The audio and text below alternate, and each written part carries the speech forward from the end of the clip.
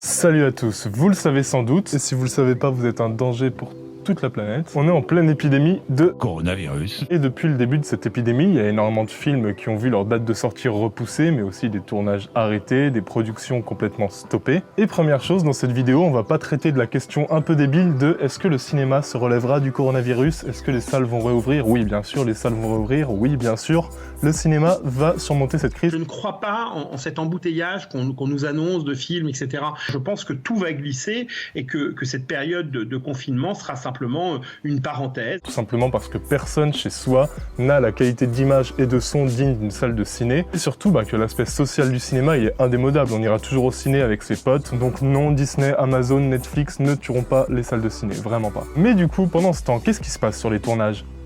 Ça dépend. On a par exemple Cary Fukunaga, le réalisateur du prochain James Bond dont la date de sortie a été repoussée de plusieurs mois, qui a déclaré que même s'il avait beaucoup plus de temps pour retoucher à son film, il n'y toucherait plus du tout et le film est terminé.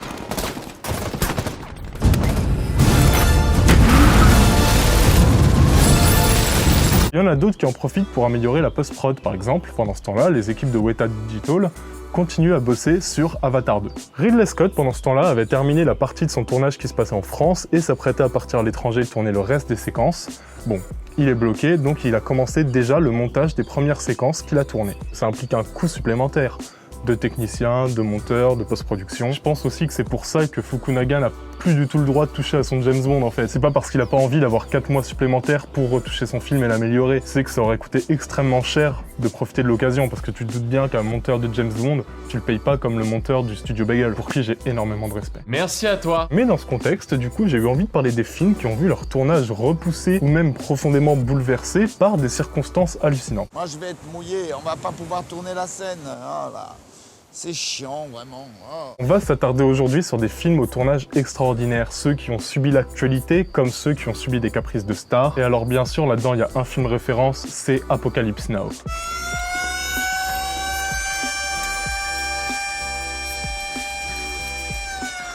Ou alors Don Quixote de Terry Gilliam. Mais pour ces films, il y a des documentaires qui existent déjà, qui sont excellents, donc je vais mettre les liens en description.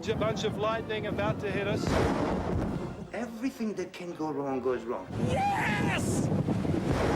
Nobody seems to be in control of anything. We can't make the film. Not the film you want to make. Et je vous les conseille parce que les anecdotes sont vraiment folles, mais j'ai envie de parler d'autres tournages encore plus marquants et qui peuvent montrer à quel point des circonstances chaotiques ou bordéliques peuvent rendre un tournage invivable et un film peut-être encore meilleur. En 1960, un projet tourne beaucoup à Hollywood. Un scénario titanesque sur la vie d'une figure légendaire de l'histoire, Cléopâtre. L'histoire dit que le projet vient d'une lubie d'un producteur très influent, Walter Wanger, qui a d'ailleurs déclaré « Je nourrissais depuis toujours une fascination irraisonnée pour la personnalité de Cléopâtre, et je m'étais juré de ne pas terminer ma carrière de producteur sans lui avoir consacré un film digne de sa légende. » Ok, écoute, proposons le scénario à quelqu'un qui est assez puissant, proposons à Hitchcock. Non. Écoute, tant pis, on va se rabattre sur Robert Mamoulian, qui est un des grands réalisateurs hollywoodiens de l'époque, qui est un très bon réalisateur et pas du tout un yes man, puisqu'à la base, c'est même lui qui devait faire Laura, et qui a été remplacé par Preminger à cause de différents artistiques. Donc le budget du film, c'est 3 millions. On va appeler Elizabeth Taylor, qui est une vedette de l'époque, qui demande 1 million. Le budget du film, c'est 2 millions. Le début du tournage, c'est un enfer, puisque Elisabeth demande, donc ordonne, qu'on tourne à Londres. Ok, donc on va reconstruire des décors de l'Égypte antique à Londres sur 3 hectares, et le temps de trouver un moyen de cacher la buée qui s'échappe des figurants quand ils parlent, de réduire le froid, de cacher l'humidité, parce que oui, le climat britannique n'est pas du tout le climat égyptien.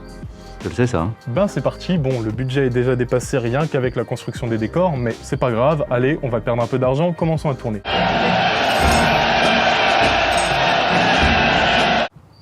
Elizabeth Taylor qui tombe malade à cause du froid.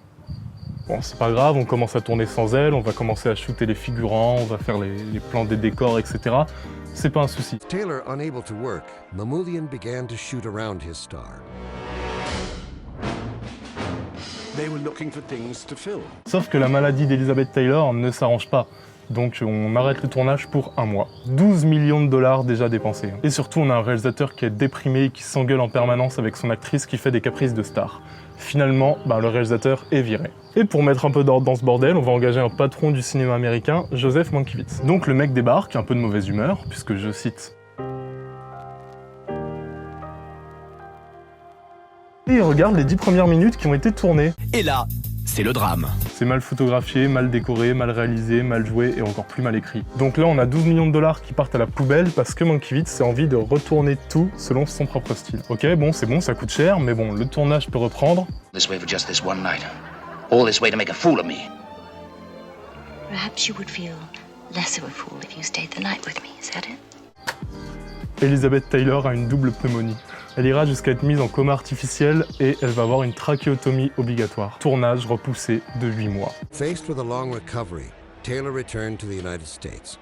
It was the kind of news that made headlines. Bon, je vous passe tous les détails. Le 5 mars 1963, le tournage est enfin terminé et c'était un tournage atroce. Il y a eu une grève de 3 semaines des figurantes qui se plaignaient qu'on les voyait un peu trop nus. Il y avait un décor qui avait été conçu pour être utilisé pendant l'été, mais du coup pendant l'hiver il était beaucoup trop terne, donc il a fallu le refaire entièrement. On avait transformé la baie d'Anzio en port d'Alexandrie, sauf qu'en fait il y avait encore des mines et des putains de bombes qui avaient été posées là, et donc il a fallu déminer le décor de studio. Et finalement, le film aura coûté 50 millions de dollars, soit 25 fois plus que prévu.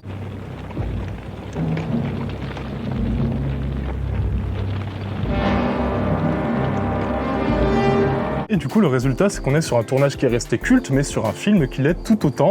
Et c'est sans doute grâce au caprice d'Elizabeth Taylor. C'est vrai, parce que sans son caprice et son envie de tourner en Angleterre, il n'y aurait pas eu toutes les catastrophes, il n'y aurait pas eu le rage quit du réal, il n'y aurait pas eu Mankiewicz qui serait arrivé, donc on n'aurait sans doute pas eu le film grandiose et majestueux qu'on a actuellement. Caesar, you can conquer and hold the world as your own. Won't you understand? Kings are not elected. Gods are not elected. Parce que oui, à la base, Cléopâtre, c'était prévu pour être un petit péplum, presque une série B. Avec 2 millions de dollars, tu vas pas loin. Et grâce à ce bordel, grâce à toutes les circonstances, qu'elles soient naturelles ou non, mais qui ont aggravé le tournage, le film est devenu l'un des films les plus connus du 7e art et l'un des plus acclamés. Et c'est encore loin d'être le tournage le plus extrême. Si j'essaie de peindre, il y a cet œil-là qui sort de ma tête comme un escargot. On est en 1987, un petit cinéaste, Léos Carax, a une idée. Il pense à un film qui raconterait une histoire d'amour entre deux clochards qu'il tournerait en noir et blanc, en Super 8, avec un seul lieu de tournage, le Pont-Neuf. Bon, t'es producteur, t'as un réalisateur qui vient vers toi et qui te pitch cette idée, t'es ultra content, tu te dis bon d'accord, ok, ça c'est un film qui va coûter 20 €. Je lui donne 20 €, 10 € moins cher. Et qui va en ramener 100 000. Bonheur. Voilà. Denis Lavant et Juliette Binoche acceptent les rôles principaux. Fin 1987, le tournage de Les Amants du Pont-Neuf est annoncé. Dans l'histoire, dans le scénario du film, le pont est en travaux et fermé à la circulation. Pendant ce temps de tournage, il fallait bloquer entièrement le pont. Début 98, bon.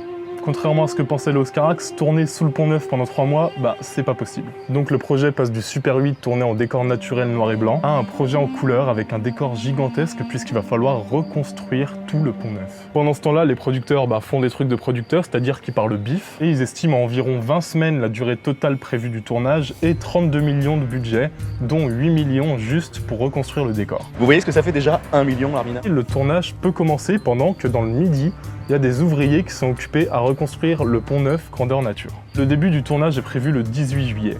Le 4 juillet, Denis Lavant fait des répétitions, il se pète le bras. 8 semaines de plâtre et de rééducation. Tournage repoussé à durée indéterminée. Pendant ce temps-là, on continue à bosser sur le décor et en décembre 88, le décor est enfin terminé. Ça c'est bon pour Indiana Jones ou des trucs comme ça. Au moins ça rapporte quelque chose. Parce que cinéma français, on sait bien que ça rapporte pas grand-chose. Léos Carax tourne 20 minutes du film et le tournage doit s'arrêter parce qu'il n'y a plus d'argent. Le budget original est dépassé après 1 semaine de tournage. Les producteurs sont en panique et estiment qu'il faudrait environ 60 millions pour terminer le film. Je crois qu'il n'y a pas d'équivalent dans le cinéma français en tout cas. Dans le cinéma européen probablement. Ou alors il faut remonter à un Cléopâtre. Carax a une idée, il fait des cassettes avec les 20 minutes de films qu'il a déjà tournés et il les envoie à tout le monde. Par exemple à Steven Spielberg qui lui répondra, qui le félicitera de ce qu'il a fait mais qui refusera de s'engager. Et en exclusivité, voici une rare image de Léos Carax et des producteurs à ce moment-là. Je mets de l'eau dans les bouteilles de shampoing vides pour les réutiliser. Pareil pour le liquide vaisselle et je découpe le tube de dentifrice pour pas le gâcher. Au bout d'un an, les sous commencent à arriver, les cassettes qu'a envoyé Carax commencent à avoir des retours et le tournage peut reprendre en août 1990. Sauf que Denis Lavant se pète la clavicule. Tournage arrêté. Encore. Non, c'est un peu moins grave qu'avant, il y aura juste encore quelques mois de retard. Au final, le film aura coûté 170 millions.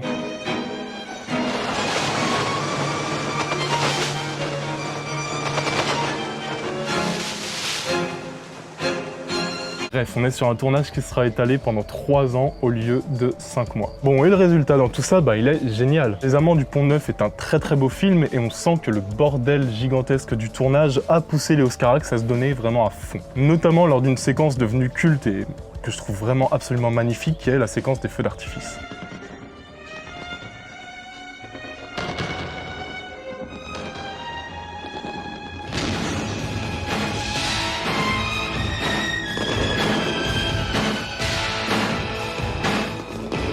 En fait, on sent que c'est un film très très libre, réalisé par un mec qui en a gros et qui a envie de tout casser avec ce film. Et je peux pas m'empêcher de me demander si ça aurait vraiment été à ce point le cas si le tournage n'avait pas été un enfer. Et d'ailleurs, si vous connaissez pas trop Léos Carax, je vous conseille de commencer par Les Amants du Pont-Neuf, c'est une super porte d'entrée à Léos Carax. On retrouve cette poésie absurde, cette foi en l'humanité sans pour autant en cacher les côtés sombres. Non, vraiment, c'est un très très beau film.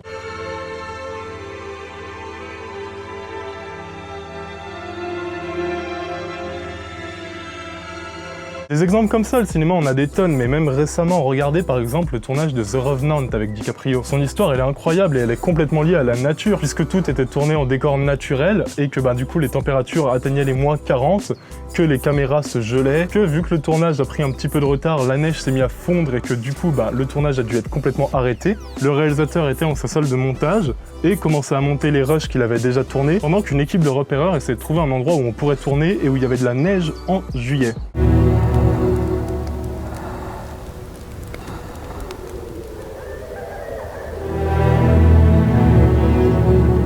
Et ce moment de montage, à empiler les rushs, à revoir tout ce qu'il a tourné, à revoir ce qu'il lui reste à tourner, tout ça lui a permis de repenser le script et surtout le dénouement et les séquences finales qui étaient à la fois beaucoup moins longues et beaucoup moins viscérales. Bon après il y a eu beaucoup de légendes sur ce film, comme quoi DiCaprio aurait mangé du foie de bison, il aurait dormi dans un cheval mort, alors que bon, d'après l'aveu même...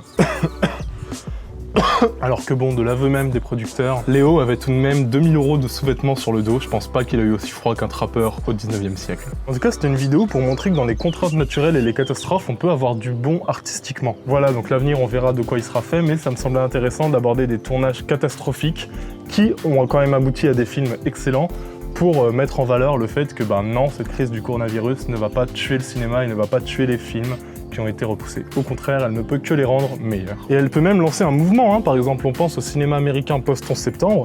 Il y a un traumatisme qui s'est lancé dans ce mouvement cinématographique, qui a été totalement incarné par Christopher Nolan, par exemple, avec The Dark Knight, qui est l'archétype du film post-11 septembre. It wasn't hard. See, madness, as you know, is like gravity. All it takes is a little push. Ou avec Spielberg et son La Guerre des Mondes.